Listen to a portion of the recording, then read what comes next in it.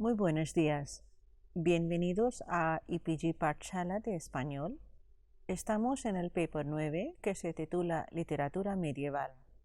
Me llamo Dra. Alka Jaspal e imparto clases de literatura española medieval en la Universidad Nehru de Nueva Delhi. En este módulo hablaremos de los tópicos del descubrimiento. La llegada de Colón a la India, tierras que más tarde se conocerán como las Nuevas Tierras, abrió un capítulo insólito en la historia de la humanidad, una época en la que sobresale la transposición de concepciones e ideas preconcebidas de tópicos sobre la India. El primer tópico muy conocido es el llamado el buen salvaje. Los orígenes del mito del buen salvaje se sitúan en la España del siglo XV, desde el famoso texto de Cristóbal Colón, en que dice haber llegado al paraíso terrenal. La imaginación se desbordó para atribuir todo tipo de bondades ingenuas a los indígenas, por ejemplo, los naturales, que son los naturales como se les llamaba en los documentos españoles de la época. A ello también contribuyó en gran medida Bartolomé de las Casas, con su obra Brevísima relación de la destrucción de las Indias, describiendo los nativos como seres humanos en estado de naturaleza, virtuosos, amables, ingenuos y confiados, perfecto contrapunto de sus conquistadores. Están descritos como abyectos y sanguinarios, torturadores, entregados a la codicia y el fanatismo que resumirían todos los vicios y degeneraciones del hombre civilizado, por otra parte. En el primer encuentro entre los viajeros y los habitantes de las nuevas tierras, los europeos se admiraron al encontrarse con unas formas de vida primitivas y perfectas. Esto también los reafirmó en creencia del mito asiático del buen salvaje. Los pobladores de este nuevo paisaje andan desnudos, son hermosos, no llevan armas ni las conocen. El descubrimiento de este buen salvaje como poblador de unas tierras edénicas se combina con otros muchos mitos. No aparecen por ningún lado los animales orientales como los elefantes, los rinocerontes o los tigres, pero lo que sí encuentran son los papagayos, por ejemplo las cacatúas o el tucán.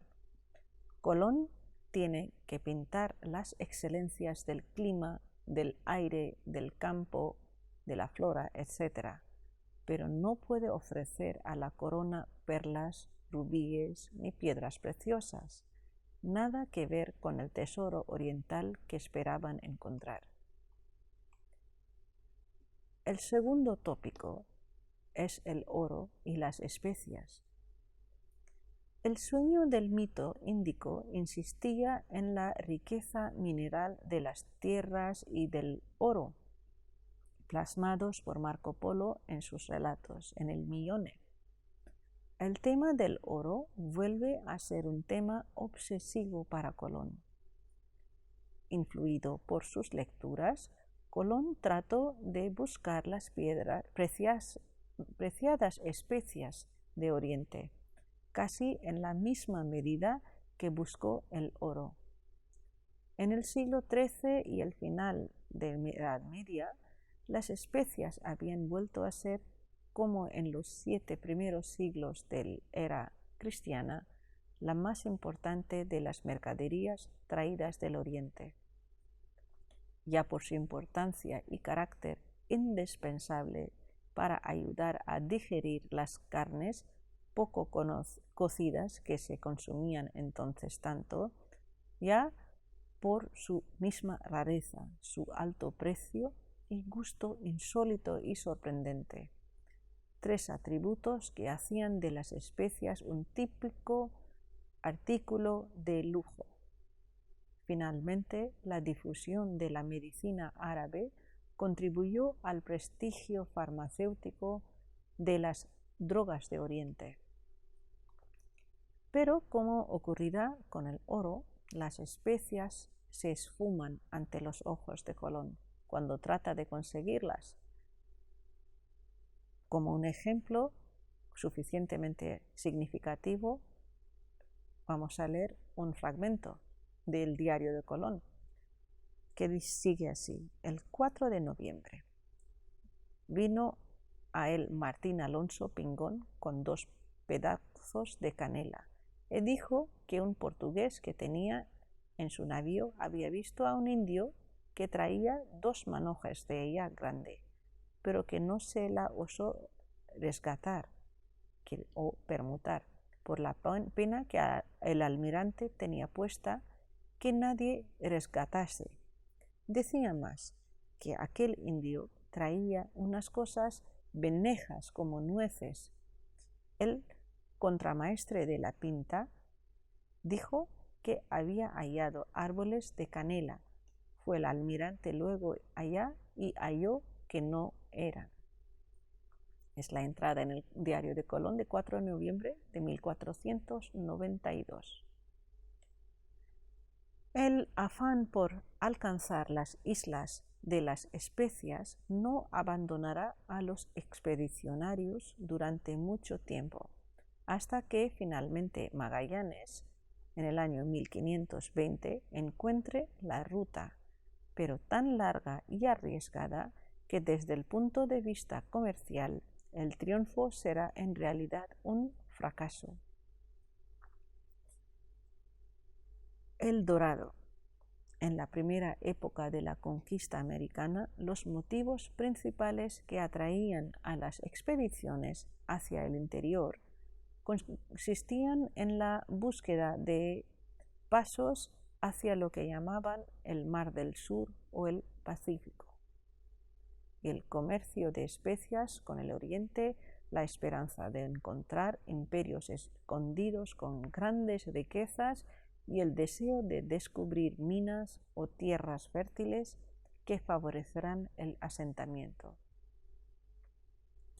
El mito del dorado era uno de los estímulos más importantes para los conquistadores españoles, alemanes e ingleses al adentrarse en el continente. Se trata de encontrar fabulosas riquezas en el interior de Sudamérica. La leyenda se origina ya en el siglo XVI en Quito, Ecuador, cuando los conquistadores españoles tienen noticia de una ceremonia realizada más al norte, donde un rey se cubría el cuerpo con polvo de oro y realizaba ofrendas en una laguna sagrada. Hoy en día se sabe que este pueblo era el Muisca y el sitio donde se realizaba la ceremonia habría sido la laguna de Guatavita, que está en Colombia. La noticia de la riqueza muisca atrajo hasta la sabana de Bogotá a expediciones originadas en Quito, Santa Marta, Colombia y Coro. La supuesta existencia de un reino dorado motivó numerosas expediciones y se mantuvo vigente hasta el siglo XIX, aunque su localización se fue trasladando desde Colombia hacia las Guayanas a medida que avanzaba el proceso de conquista y colonización del territorio sudamericano. Más adelante se empieza incluso a identificarse a un hombre nativo con el nombre de El Dorado. Posteriormente se van ajustando a distintas tradiciones y ritos de los indígenas. Entre la ilusión de encontrar las riquezas fabulosas, los conquistadores tenían que pasar por unas pruebas. La calidad del botín parecía estar relacionado con la lejanía, la inaccesibilidad, en el exotismo que encierra en sí. Esta ambivalencia permite su larga perduración. Se trata de la perdurabilidad de un sueño basado en unas bases materiales económicas. Ahora vamos a hablar de los límites de la utopía. El mito índico aporta una imagen de exuberancia y riquezas y se piensa en la existencia de razas monstruosas, animales fantásticos y tribus peligrosas que rodean el espacio de la utopía. Los cinocéfalos, hombres con cabeza de perro, serían el último eslabón del mito como guardianes del acceso al reino de lo prohibido. El abundantísimo oro está custodiado con celo por los grifos o por las gigantescas hormigas. Junto al reino cristiano perfecto, presidido por el preste Juan, existen ejemplos de barbarie e incivilización. La configuración del mito implica la continua contraposición entre el reino del terror y el de la utopía. Luego tenemos los seres o animales monstruosos. Creyéndose en las tierras del extremo oriente, Colón, al recibir las noticias sobre seres o animales monstruosos, supone que puede haber indicios favorables para la existencia de los tesoros mencionados anteriormente. Dicho en otras palabras, si donde hay seres monstruosos, también hay oro en abundancia. Los testimonios en este sentido pueden ser signos de buen agüero. Sin embargo, sus esperanzas fueron quedando en cierta medida frustradas, pues tampoco las criaturas monstruosas se hacían realidad. Como indica Kepler, tampoco hay que olvidar que el encuentro con los monstruos es una piedra de toque de la autenticidad de una experiencia viajera. Quien no los ha visto, no ha viajado. Esta regla tiene algunas excepciones. La presencia de los monstruos no es absolutamente indispensable. Muy a menudo basta con encontrarse con un testigo digno de fe que anuncie la existencia cierta de tal o cual monstruo, teniendo en cuenta que él mismo lo ha visto con sus propios ojos. Estas informaciones no van a ser difíciles de recabar para quien tanta habilidad demuestra a la hora de entender a los indígenas lo que quiere oír. Los monstruos soñados e híbridos son los más frecuentes. La distinción no es tan clara en las noticias que Colón cree entender a los indios, pues los que en un caso parecen raza independiente, en otro se combinan acumulando en sí todos los rasgos terroríficos, pero en general coinciden con los seres fantásticos más conocidos en Europa desde la antigüedad clásica. Así, Marco Polo nos habla del reino de Lambri, donde existen muchos hombres que tienen cola como los perros de un palmo de longitud. Y estos hombres con rabo no habitan en las ciudades, sino en los montes. Poco más adelante describe la isla de Andamán, entre cuyos pobladores hay unos que tienen cabeza de perro y ojos parecidos a los caninos. Antropófagos, cinocéfalos, etc. son monstruos característicos de la mitología de la frontera, con quienes debe toparse todo viajero que se acerque a los confines del mundo y más si va a las islas de la India. Si los monstruos son seres que no tienen lo que tenemos nosotros, por ejemplo, seres sin cabeza, sin nariz, sin boca, estas marcas serán una forma de anormalidad. Los cinocéfalos representan a las razas del este. Luego hay otros ejemplos de diversa índole, como el monóculi o hombre de un solo ojo, el hombre con una sola pierna, hombres con exceso de pelo o al contrario, sin pelo, etc. Otro tema que aparece en los diarios colombinos en el transcurso del primer viaje es el de las guerreras amazonas, un mito muy popular de los relatos de lugares recónditos. Cuando el 6 de enero del 1493 se entera Colón de la existencia de una isla solo de mujeres, la Amazonas, como así la llamaron, se extendió el mito de que tal isla pertenecía a las míticas mujeres guerreras. Poco después, el 13 de enero, menciona la isla de Matinino, toda poblada de mujeres y abundante en oro. Conforme avanza el viaje, se va desarrollando la idea de que el oro se encuentra en torno a estas dos poblaciones míticas, es decir, la isla de mujeres, quizá la Martinica, y los Caribes.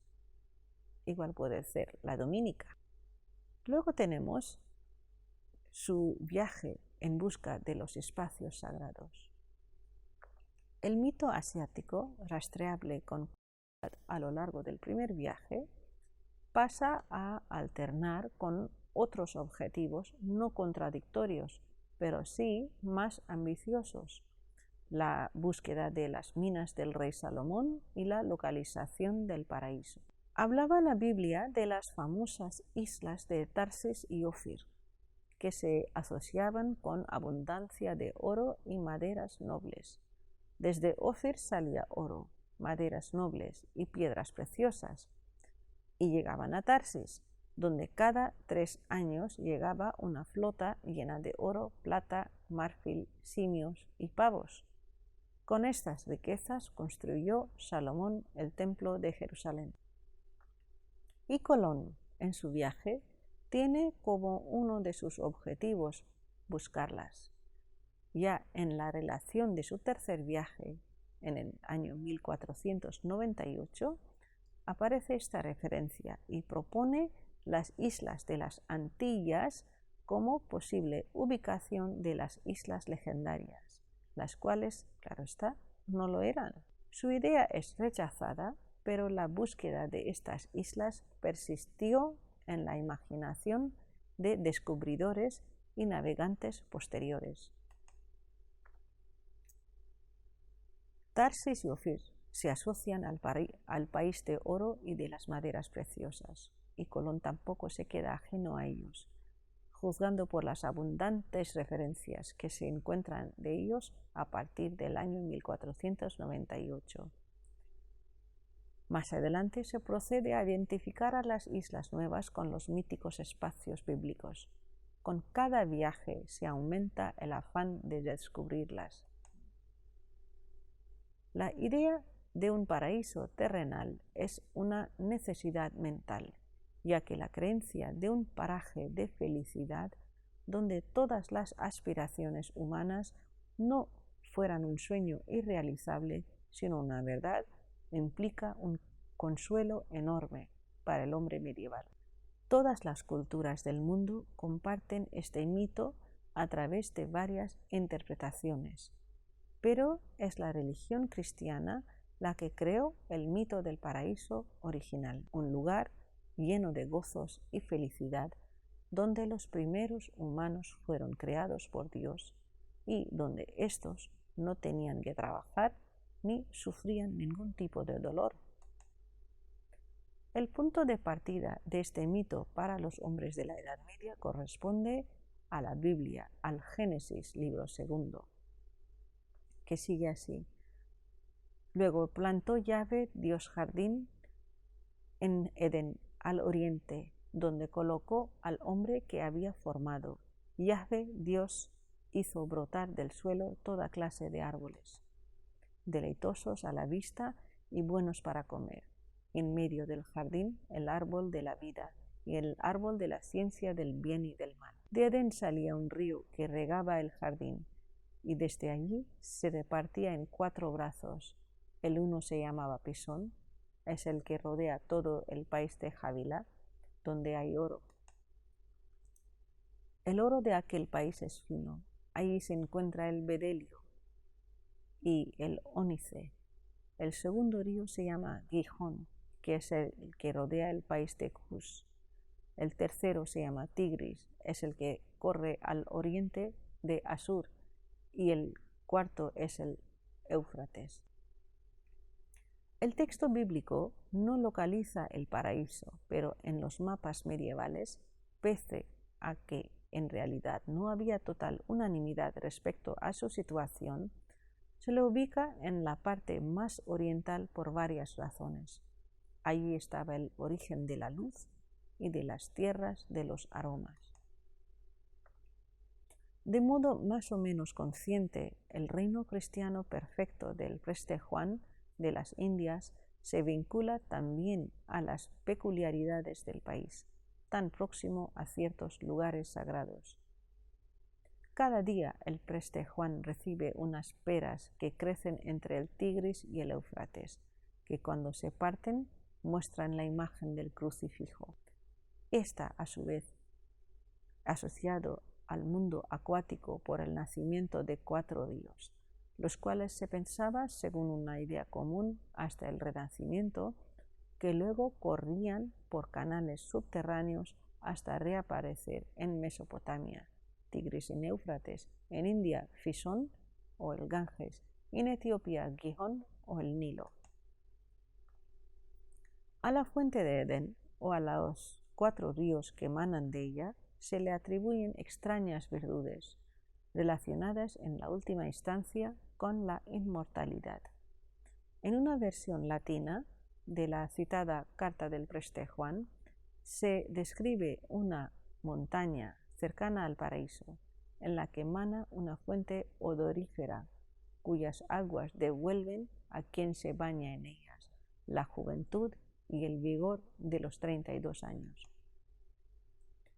Próxima a esta descripción está otra fuente de la novela de Alejandro, cuyas aguas proceden del Éufrates y que restituye la juventud de los 30 años. Finalmente, del texto bíblico parten otras asociaciones que se convertirían en otros tantos indicios para localizar el paraíso en la tierra.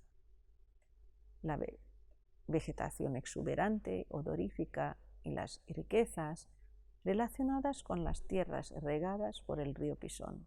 El desconocido interior se convierte así en un oasis, en cuya descripción resultan la utopía eterna de la tierra de Jauja.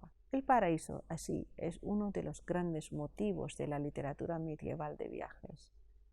En la literatura española será el libro de conocimientos de todos los reinos el que recoja el tema de forma más amplia.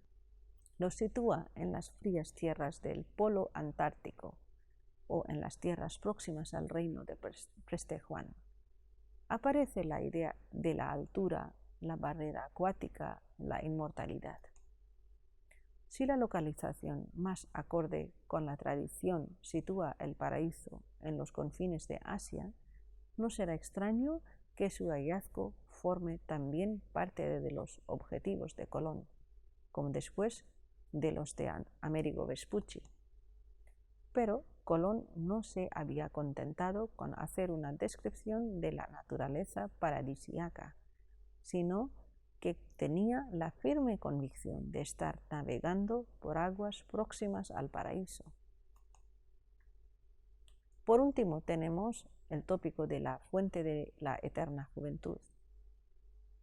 Desde los tiempos más antiguos, la historia de una bebida, alimento u objeto que mantuviese en eterna juventud ha sido un sueño de la humanidad.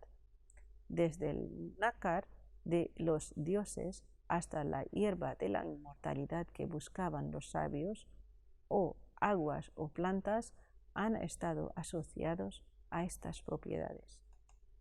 Existen leyendas sobre árboles rejuvenecedores, regados por las fuentes y ríos con las mismas propiedades, hasta tal extremo que la fama de estos fue extendida por los indígenas hasta lejanas tierras. La fuente de la eterna juventud, una derivación que enlaza claramente con el árbol de la vida y con la fuente de Génesis, Colón ya había aludido a los efectos benéficos del clima de las islas. No es extraño, pues en este contexto edénico surja la fuente de la eterna juventud. ¿Pero dónde surge? Desde los tiempos más antiguos, la historia de una bebida y este alimento objeto en una eterna juventud ha sido un sueño de la humanidad, desde el mito del alimento de los dioses, el nácar de los dioses. El tema de los poderes sobrenaturales y curativos de las aguas pudo existir en el folclore de los indios. La búsqueda de la fuente es el corolario de una empresa iniciada por Colón hacia el occidente asiático y que comporta la localización de las islas bíblicas y del paraíso terrestre. La imagen del lejano oriente, creada y difundida por las leyendas y poemas en torno a Alejandro Magno y el Preste Juan, era indestructible e irresistible. En conclusión, es bastante probable que la leyenda de la fuente de la eterna juventud, como otras muchas, llegara hasta Colón y demás viajeros y descubridores procedentes del otro lado del océano, y no como leyenda autóctona. La fuente de la juventud es un elemento más de esta imaginería maravillosa de Asia. Con esto les invito que consulten dos obras muy importantes, primera de Legoff y la otra que ya hemos citado en este módulo de Kapler, que habla de estos tópicos muy a fondo. También hay muchos trabajos, sobre todo de María Jesús Lacarra, que hablan de estos tópicos de manera un poco breve. También hay unos vídeos en youtube.com con el mismo título que pueden orientarles más en este aspecto. Muchas gracias.